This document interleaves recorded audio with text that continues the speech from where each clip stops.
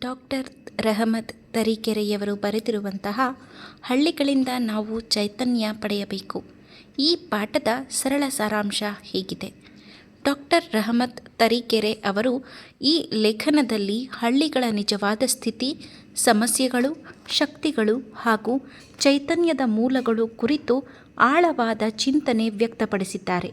ಹಳ್ಳಿಗಳನ್ನು ಅತಿಯಾಗಿ ಹೊಗಳುವುದು ತಪ್ಪು, ಸಂಪೂರ್ಣವಾಗಿ ತಿರಸ್ಕರಿಸುವುದು ತಪ್ಪು ಎಂಬ ಸಮತೋಲನದ ನಿಲುವು ಇಲ್ಲಿ ಕಂಡುಬರುತ್ತದೆ.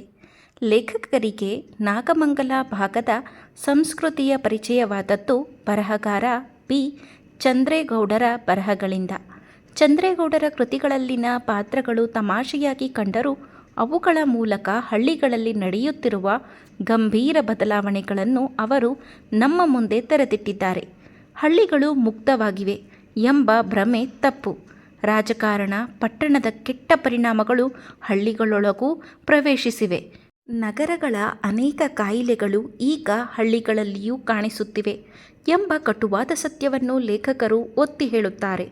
ಮಂಡ್ಯ ಜಿಲ್ಲೆಯ ನಾಗಮಂಗಲ ತಾಲೂಕು ನೀರಾವರಿ ಕೊರತೆಯಿಂದ ಬಳಲುತ್ತಿರುವ ಪ್ರದೇಶ. ಇದರಿಂದಾಗಿ ಅಲ್ಲಿನ ಜನರು ಉದ್ಯೋಗಕ್ಕಾಗಿ ಬೆಂಗಳೂರು, ಮುಂಬೈ ಮುಂತಾದ ನಗರಗಳಿಗೆ ವಲಸೆ ಹೋಗಿದ್ದಾರೆ. ವಿಶೇಷವಾಗಿ ಮುಂಬೈನಲ್ಲಿ ನಾಗಮಂಗಲ ಭಾಗದ ಜನ ಹೆಚ್ಚು ವಾಸಿಸುತ್ತಿರುವುದು ಗಮನಾರ್ಹ. ನಗರ-ಹಳ್ಳಿ ಸಂಬಂಧವನ್ನು ಚಂದ್ರೇಗೌಡರ ಬರಹಗಳು ತಮಾಷೆಯ ಮೂಲಕ ವಿಶ್ಲೇಷಿಸುತ್ತವೆ. ನಾಗತಿಹಳ್ಳಿ ಸಂಸ್ಕೃತಿ ಹಬ್ಬದ ಆಶಯವಾದ ಗ್ರಾಮ ಬದುಕಿಗೆ ಚಿಂತನೆ, ಚಿಕಿತ್ಸೆ, ಚೈತನ್ಯ ಎಂಬ ಮಾತು ಹಳ್ಳಿಗಳು ಇಂದು ರೋಗಗ್ರಸ್ತವಾಗಿವೆ ಎಂಬುದನ್ನು ಸೂಚಿಸುತ್ತದೆ. ಹಳ್ಳಿಗಳಿಗೆ ಚಿಕಿತ್ಸೆ ಬೇಕಾಗಿದೆ. ಆದರೆ ಆ ಚಿಕಿತ್ಸೆ ನಗರದಿಂದ ಬರಬೇಕೋ, ಹಳ್ಳಿಗಳೊಳಗಿಂದಲೇ ಬರಬೇಕೋ ಎಂಬ ಪ್ರಶ್ನೆಯನ್ನು ಲೇಖಕರು ಎತ್ತುತ್ತಾರೆ. ನಗರಗಳ ಪ್ರಭಾವ ಹಳ್ಳಿಗಳನ್ನು ಬರಿದಾಗಿಸುತ್ತಿದೆಯೇ, ಅಥವಾ ನಾವು ನಗರೀಕೃತ ಚಿಂತನೆಗಳಿಂದ ಹಳ್ಳಿಗಳನ್ನು ರೂಪಿಸಲು ಯತ್ನಿಸುತ್ತಿದ್ದೇವೆಯೇ ಎಂಬ ಆತ್ಮಪರಿಶೀಲನೆಯ ಪ್ರಶ್ನೆಗಳು ಇಲ್ಲಿ ಉದ್ಭವಿಸುತ್ತವೆ. ಲೇಖಕರು ಕಳೆದ 20-25 ವರ್ಷಗಳಿಂದ ಕರ್ನಾಟಕದ ಅನೇಕ ಹಳ್ಳಿಗಳಲ್ಲಿ ಕೆಲಸ ಮಾಡಿರುವ ಅನುಭವದ ಆಧಾರವಾಗಿ ನಿಜವಾದ ಚೈತನ್ಯ ಹಳ್ಳಿಗಳಲ್ಲಿಯೇ ಇದೆ ಎಂದು ನಂಬುತ್ತಾರೆ. ವಿಶೇಷವಾಗಿ ಉತ್ತರ ಕರ್ನಾಟಕದ ಹಳ್ಳಿಗಳಲ್ಲಿ ನಗರಗಳ ಕಾಯಿಲೆಗಳಿಗೆ ಬೇಕಾದ ಔಷಧೀಯ ಗುಣಗಳು ಇನ್ನೂ ಉಳಿದಿವೆ. ಆದರೆ ಅವರು ಸಂಶೋಧಕರಾಗಿ ನಿಮ್ಮ ಸಮಸ್ಯೆಗೆ ಇದು ಪರಿಹಾರ ಎಂದು ಹೇಳುವ ಧೈರ್ಯವಿಲ್ಲ ಎನ್ನುತ್ತಾರೆ. ಏಕೆಂದರೆ ಹಳ್ಳಿಗಳನ್ನು ಅಪ್ಪಿಕೊಳ್ಳುವುದಕ್ಕೂ ಮೊದಲು ಅವುಗಳ ಒಳಗಿನ ಹಿಂಸೆಯನ್ನು ಗುರುತಿಸಬೇಕು. ಲೇಖಕರು ತಮ್ಮ PhD ವಿದ್ಯಾರ್ಥಿಯ ಉದಾಹರಣೆಯನ್ನು ನೀಡುತ್ತಾರೆ. ಆತ ತನ್ನದೇ ಜಿಲ್ಲೆಯ ಹಳ್ಳಿಗೆ ಹೋಗಲು ನಿರಾಕರಿಸಿದ್ದಾನೆ. ಕಾರಣ, ದಲಿತನಾಗಿ ಅವನು ಅನುಭವಿಸಿದ ಅವಮಾನಗಳು.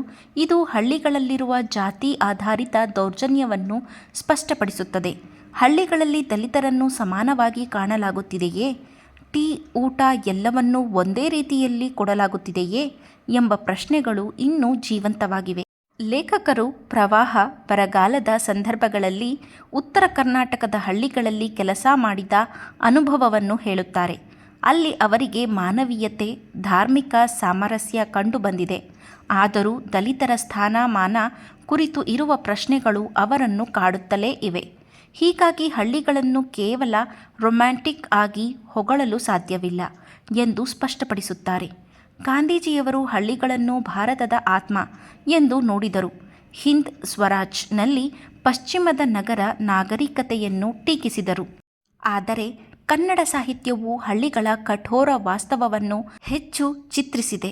ಗ್ರಾಮಾಯಣ, ಕಾನೂರು ಹೆಗ್ಗಡತಿ, ಕಾಡು, ದಶಾವತಾರ ಮುಂತಾದ ಕೃತಿಗಳು ಹಳ್ಳಿಗಳ ಕ್ರೂರ ಮುಖವನ್ನು ತೋರಿಸಿವೆ. ಹೀಗಾಗಿ ಹಳ್ಳಿಗಳನ್ನು ನಾವು ರೋಗಗ್ರಸ್ತ ದೇಹಗಳಂತೆ ಕಾಣುವ ಸ್ಥಿತಿ ಬಂದಿದೆ. ಆದರೂ ಬದುಕಿಸುವ ಮತ್ತು ಕೊಲ್ಲುವ ಈ ಎರಡೂ ಶಕ್ತಿಗಳು ಹಳ್ಳಿಗಳಲ್ಲಿವೆ ಎಂದು ಲೇಖಕರು ಎಚ್ಚರಿಸುತ್ತಾರೆ. ಕನ್ನಡ ಸಾಹಿತ್ಯ ಹಾಗೂ ಸಿನಿಮಾಗಳಲ್ಲಿ ಕಲಿತ ತರುಣ ಹಳ್ಳಿಗೆ ವಾಪಸ್ಸು ಬರುವ ಹಲವು ಚಿತ್ರಣಗಳಿವೆ. ಕೆಲವು ಕಡೆ ಅವನು ಹಳ್ಳಿಯೊಂದಿಗೆ ಹೋರಾಡುತ್ತಾನೆ, ಕೆಲವು ಕಡೆ ನಗರೀಕೃತ ಕಾಯಿಲೆಗಳನ್ನು ಹಳ್ಳಿಗೆ ತರುತ್ತಾನೆ. ಹೀಗಾಗಿ ಹಳ್ಳಿಗಳೊಂದಿಗೆ ಸಂವಾದ ನಡೆಸುವ ಜವಾಬ್ದಾರಿ ವಿದ್ಯಾವಂತರ ಮೇಲಿದೆ. ಲೇಖಕರು ಕರ್ನಾಟಕದ ಕೆಲವೇ ಹಳ್ಳಿಗಳಿಗೆ ಮಾತ್ರ ಸಾಂಸ್ಕೃತಿಕ ವ್ಯಕ್ತಿತ್ವವಿದೆ ಎಂದು ಹೇಳುತ್ತಾರೆ. ಅನಿಲ್ ಕಮಗಿ ಅವರಂತಹ ವ್ಯಕ್ತಿಗಳು ತಮ್ಮ ಹಳ್ಳಿಯಲ್ಲಿ ಸಾಹಿತ್ಯ, ಶಾಲೆ, ಸಂಸ್ಕೃತಿ, ಹಬ್ಬಗಳನ್ನು ನಡೆಸಿರುವುದನ್ನು ಉದಾಹರಿಸುತ್ತಾರೆ. ನಾಗತಿಹಳ್ಳಿಯು ಅಂತಹ ಒಂದು ಸಾಂಸ್ಕೃತಿಕ ಹಳ್ಳಿಯಾಗಿದೆ. ಸರ್ಕಾರಿ ಶಾಲೆಯ ಆವರಣದಲ್ಲಿ ಸಂಸ್ಕೃತಿ ಹಬ್ಬ ನಡೆಯುತ್ತಿರುವುದು ಬಹಳ ಸಾಂಕೇತಿಕ. ಇಂಗ್ಲಿಷ್ ಶಾಲೆಗಳ ಪ್ರಾಬಲ್ಯದ ನಡುವೆ ಕನ್ನಡ ಶಾಲೆಯ ಮಹತ್ವವನ್ನು ಇದು ತೋರಿಸುತ್ತದೆ. ಸ್ವಪ್ರಚಾರಕ್ಕಾಗಿ ಹಬ್ಬಗಳನ್ನು ಬಳಸುವ ಪ್ರವೃತ್ತಿಗೆ ಇದು ಭಿನ್ನವಾಗಿದೆ. ಲೇಖಕರು ನಾಗತಿಹಳ್ಳಿಯ ಗ್ರಂಥಾಲಯವನ್ನು ವಿಶೇಷವಾಗಿ ಪ್ರಶಂಸಿಸುತ್ತಾರೆ. ಓದುವ ಹವ್ಯಾಸ ಕಡಿಮೆಯಾಗುತ್ತಿರುವ ಈ ಕಾಲದಲ್ಲಿ ಗ್ರಂಥಾಲಯವು ಊರಿನ ಕಣ್ಣಾಗಿ ಬೆಳೆಯಬೇಕು ಎಂದು ಆಶಿಸುತ್ತಾರೆ. ಕೊನೆಯಲ್ಲಿ ರಾಜಕಾರಣಿಗಳು ಹಳ್ಳಿಗಳನ್ನು ವಿಭಜಿಸುತ್ತಿರುವ ಸಂದರ್ಭದಲ್ಲಿ ಲೇಖಕರು ಹಾಗೂ ಚಿಂತಕರು ಹೊಸ ಪ್ರಯೋಗಗಳನ್ನು ಮಾಡುತ್ತಿರುವುದನ್ನು ಶ್ಲಾಘಿಸುತ್ತಾರೆ. ಪ್ರಯೋಗಗಳಲ್ಲಿ ಸೋಲುಗಳಿರಬಹುದು, ಆದರೆ ಆಶಯ ಉದಾತ್ತವಾದದ್ದು ಎಂದು ಹೇಳುತ್ತಾರೆ. ಈ ಕಾರ್ಯಕ್ರಮವನ್ನು ನೋಡಿ ನಾನು ನನ್ನ ಹಳ್ಳಿಗೆ ಏನು ವಾಪಸ್ಸು ಕೊಟ್ಟಿದ್ದೇನೆ ಎಂಬ ಪ್ರಶ್ನೆ ಅವರನ್ನು ಕಾಡುತ್ತದೆ. ಅದೇ ಪ್ರಶ್ನೆಯನ್ನು ನಮ್ಮೆಲ್ಲರ ಮುಂದೆ ಇಟ್ಟು ಅವರು ತಮ್ಮ ಮಾತನ್ನು ಮುಗಿಸುತ್ತಾರೆ.